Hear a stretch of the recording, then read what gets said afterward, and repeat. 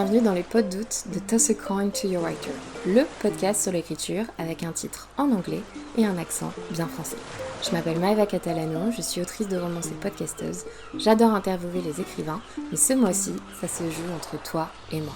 On va essayer de surmonter la canicule ensemble avec un épisode par jour et ce, tout le mois d'août. Prépare tes lunettes, ta casquette, ta crème solaire et ton ventilo.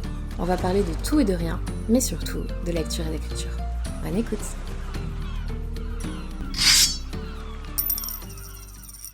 Bonjour à tous et à toutes, j'espère que vous allez bien. Bienvenue dans ce nouvel épisode des pods d'août et plus particulièrement de l'épisode 10. Aujourd'hui, on va parler scène de combat.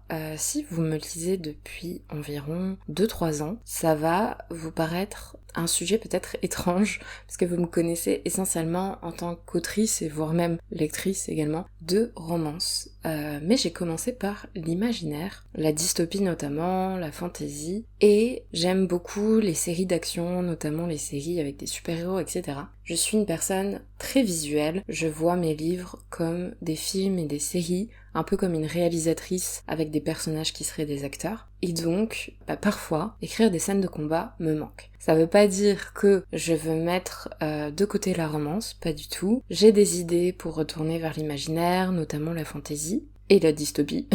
Mais je sais que pour l'instant c'est pas le bon moment et que même si je prends plein de notes, ça me fait pas vibrer au point de tout lâcher et commencer un manuscrit de science-fiction, voilà, ou d'imaginaire. En tout cas pas à l'instant T. Mais ça n'empêche pas que ça me manque. Voilà, ça me manque d'en lire, ça me manque d'en écrire et je voulais voir avec vous comment vous voyez les scènes d'action. On va parler essentiellement dans la littérature, mais si vous avez de très bons exemples dans le cinéma, je suis également preneuse, parce que ça peut servir également. Et ouais, qu'on discute un petit peu, j'ouvre le débat encore une fois en commentaire et en message privé. N'hésitez pas à me donner vos impressions si vous avez des recommandations également. Et je vais vous parler un petit peu de comment moi j'imagine les scènes de combat, même si je commence peut-être à être un peu rouillée et que j'en ai pas écrit depuis un moment quoi. Donc comme je vous l'ai dit, je suis très visuelle. J'ai l'impression de voir des scènes un peu comme des mouvements caméra, avec des points de vue, des angles, des focus, etc. Et je pense qu'on va parler des scènes de combat par rapport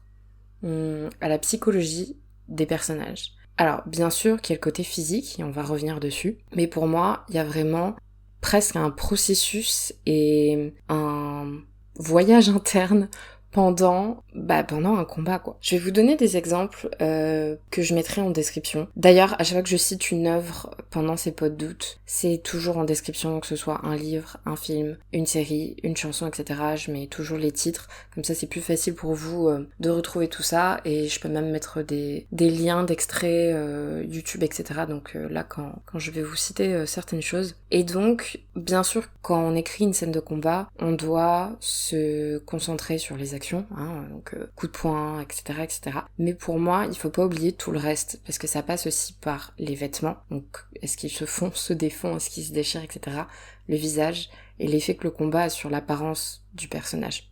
Et je pense que la parfaite illustration de ça, c'est le film Bullet Train, qui est un livre d'ailleurs, qui a été adapté donc, et plus particulièrement le personnage de Tangerine, qui est un tueur à gages. Et au début, donc il va avoir plusieurs combats pendant ce film, donc c'est pas le seul tueur à gages de ce film que je recommande beaucoup, mais au début, il a un peu son costume 3 pièces, un peu faux gentleman anglais, très carré, tiré à 4 épingles et compagnie. Et au fur et à mesure, sa coupe de cheveux va être pas du tout de la même manière, forcément il va avoir du sang partout, il va devoir faire tomber la veste, ensuite il va remonter les manches, etc. etc. Du coup, d'un point de vue physique, on va dire, et apparence, première apparence, je trouve que c'est un très bon exemple de voir comment c'est à peu près 2 heures de film, mais pour les personnages, je pense que c'est en moins d'une journée, comment on peut évoluer et comment l'environnement affecte, l'apparence du personnage après des combats. Pour revenir sur le côté un peu plus psychologique, pour moi le personnage il doit être un peu transformé. En fait, ça dépend ce que vous avez en tête. Si c'est un combat entre guillemets de routine, par exemple un entraînement, ou est-ce que c'est un combat jusqu'à la mort pour vaincre le grand méchant, ou un combat de désespoir parce qu'ils viennent de se faire trahir, etc. Donc il faut réfléchir, à mon sens, à la motivation du personnage, ou peut-être même parce que c'est juste de la défense et de la survie, mais ça dépend de l'importance du combat dans l'histoire. Donc il y a le côté physique, j'en ai déjà parlé, mais pour moi aussi moral et émotionnel.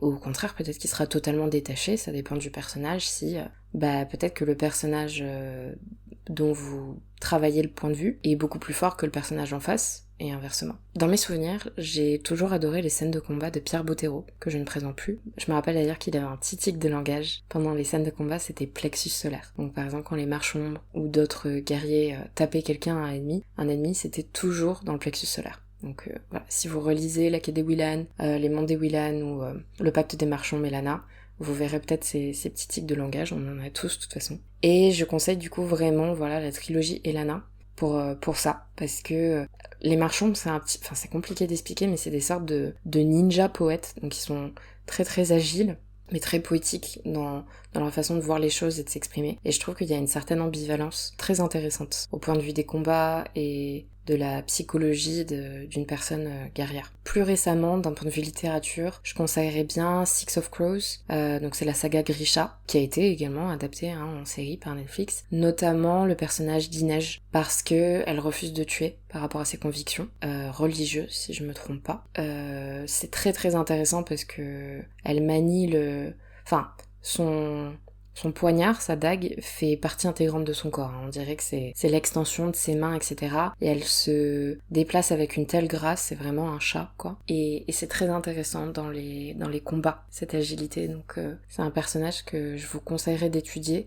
Et si un jour je peux réécrire en fonction de mes histoires des scènes de combat, je pense que je repotasserai un petit peu tout ça. Et je pense un truc qu'on oublie parfois, et bon, la première, c'est d'utiliser les 5 sens, parce qu'il n'y a pas que la vue, il n'y a pas que le côté schéma narratif, il donna un coup de poing, il se baissa, il esquiva, etc. Donc c'est pas que les actions et descriptions factuelles, mais il y a le ressenti, surtout si vous écrivez à la première personne, parce que c'est pas seulement une chorégraphie, c'est un mouvement, certes c'est des textures, donc si le personnage tombe dans l'eau, s'il sent le sang, la boue, la terre, etc., mais aussi des températures, des odeurs, des bruits, et je pense aussi que c'est important, à part si bien évidemment vous écrivez le personnage de l'élu, qui est trop fort, bien que par exemple si on regarde de plus près des personnages qui ont cet archétype, comme Harry Potter, Percy Jackson, certes ils sont un peu cheatés, comme on a tendance à dire si vous suivez tout ce qui est animé, manga, etc. Donc c'est entre guillemets les plus forts de leur univers, mais ils ont toujours des difficultés. Donc c'est important quand même d'équilibrer parfois, surtout quand vous êtes face à des sorciers millénaires ou à des dieux, de faire attention au protagoniste ou à l'antagoniste. Et pour revenir sur le côté un petit peu télévisuel, j'aime énormément les scènes de combat de l'univers des Defenders. Donc c'est Marvel qui était auparavant sur Netflix avant que Disney Studios donc rachète ces droits-là et ça va bientôt débarquer donc sur Disney.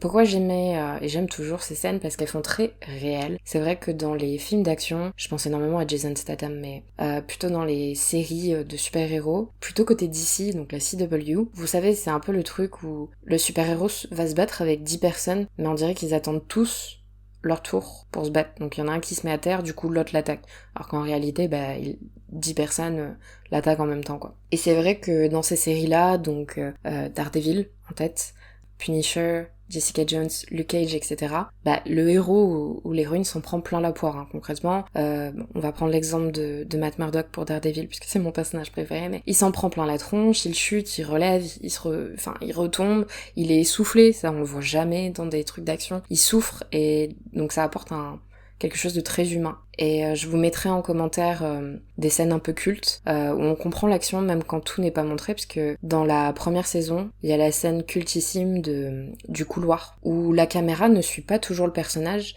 et ça joue un petit peu sur sa vision, parce que le personnage est lui-même aveugle, où c'est presque une caméra plan fixe sur le couloir, et donc quand ils vont se battre dans une pièce à côté, la caméra ne va pas voir, mais on va voir les bruits, etc. Donc je trouve que ça apporte quelque chose de très intéressant au niveau des sens. Et bon, un autre exemple bien plus sanglant, c'est le Punisher, notamment ces scènes en prison, mais on voit du coup qu'il y a une réalité très différente au niveau des corpulences, du corps, de la taille, des blessures. Et je crois que c'est à peu près tout.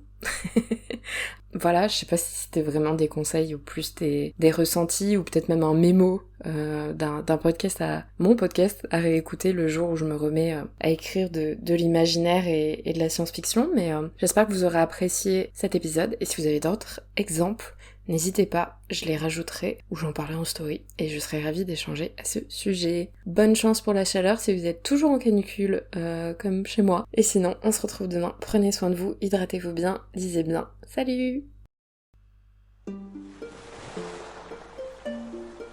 Merci beaucoup d'avoir écouté cet épisode des Pod Doutes de Toss a Coin to Your Writer. N'hésitez pas à laisser des petites étoiles ou un commentaire par exemple sur votre plateforme de prédilection, Spotify, Apple, Deezer, YouTube ou autre, ou de m'envoyer un message pour me dire de quel sujet vous voulez parler cet été. On se retrouve demain pour un nouveau numéro. Bronzez bien, hydratez-vous bien et lisez bien. Salut!